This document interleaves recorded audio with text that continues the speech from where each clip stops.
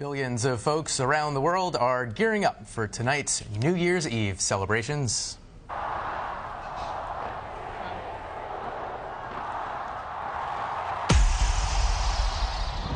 In some parts of the world, of course, it's already 2019. This is Sydney, Australia, which takes great pride in being among the first to ring in the new year. They did it a couple hours ago. And here in New York City, the NYPD says around 1 million people are expected to gather in Times Square tonight. Tony Dokoupil has more on how police are preparing for the massive crowds. For the New York Police Department, preparing for New Year's Eve is a year-long affair. When midnight strikes, the ball drops, and everybody goes home, we start planning for next year. John Miller is the NYPD's Deputy Commissioner for Intelligence and Counterterrorism. He says people hoping to celebrate here tonight will go through metal detectors first. No backpacks, coolers, or umbrellas will be allowed. Some people may even be patted down if officers feel there is something they need to take a closer look at. It's not quite like going to the airport because we've got to move it through, but it has some of the same elements. There will be plenty of police presence, many wearing tactical gear and armed with high-capacity weapons. Others will blend in with the crowd. On rooftops, snipers, plus officers embedded inside surrounding hotels. So that if you have something that occurs in a hotel, either before the event or during the event, you don't have to figure out, well, which hotel is it? How are we going to get people there? All of that's built in. Like last year, more than 200 police cars and sanitation trucks will block roadways to prevent a car from driving into the crowds. But this year, the NYPD will have an additional set of eyes in the sky. For the first time, an NYPD drone will be part of the aerial arsenal. It's designed to supplement police helicopters circling above and the more than 1,200 fixed cameras in the 10-block area below.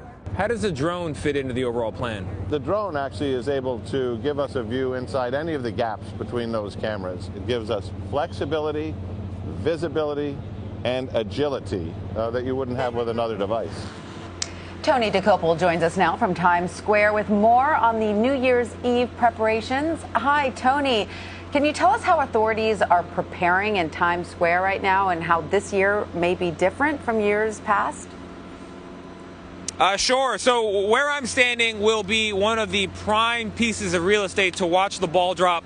And to get to this location, people are going to have to pass through essentially security or airport security style guardrails. There's going to be the barricades. There'll be bag checks. There'll be dog teams sniffing for explosives. If there is anything suspicious, there may also be pat-downs. Overall, there will be about 7,000 police officers on patrol tonight. That is an on-duty force described to me as larger than the total police force for most major cities around the country any night of the year. As for what's different this year, not a whole lot. Although the planning is year-round, most of that plan is right off the shelf. The one big key difference is aerial drones will be used this year for the first time. One drone at a time, as we understand it. It'll be tethered to a building, and at no point will that drone fly over what they call the bow tie area where everyone's going to be packed in. That drone will supplement police helicopters high above and about 1,200 cameras at ground level. And as we understand it, that drone will be able to zoom into areas that those cameras or the helicopter, for whatever reason, is unable to see. Guys? And you mentioned no specific credible threats. So what are the principal things NYPD is worried about on a massive crowd night like tonight?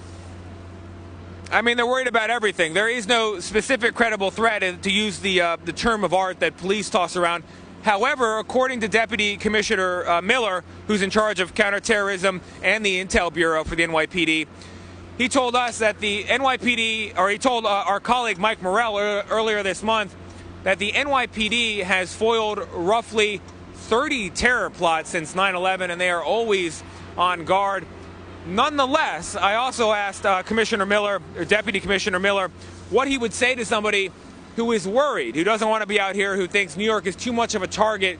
And he said, look, there's going to be a cop every 10 feet. This will be the safest place in New York. And if you still don't believe him, believe this. He's going to be here tonight with his own kids. Guys. That's a pretty good indication. But Tony, you know, we hear so many numbers thrown around. 1 million people are expected to be in Times Square. Is that what you're hearing? I mean, that sounds like a massive amount of people. How will that impact security? Yeah. Well, I mean, like, whether it's one person or 10 million people, they're going to want to protect the area. I mean, it's a pretty visible event. Don't take the numbers too seriously. You've got the mayor of New York and the governor of New York State tossing out some big numbers. That's like taking the word of a fisherman on how big the fish is. They want this to be the biggest event on the planet, so they're going to tell you the biggest possible number. Crowd control experts have taken it upon themselves to point out that for there really to be 2 million people here in the space that is truly Times Square, it would be about 7 Yankee stadiums poured into just about 7 blocks. More than 3 people per yard. Physically impossible, in other words, for 2 million. So a more realistic number is maybe 1 million, but the crowd experts actually say it's going to be hundreds of thousands in the square proper. Now, there may be 2 million in the extended area all the way around. I mean, there's 2 million probably here right now. It's a big city. And of course, if you count everyone in their apartment, then I'm sure we can get to the number one way or the other. Take those numbers with a grain of salt. It's like taking an angler's claim to how big the fish was at face value. You just can't do it. That's right. It's going to be a big night anyway you slice it. All right, Tony Dokoupil, thank you so much. Thank you.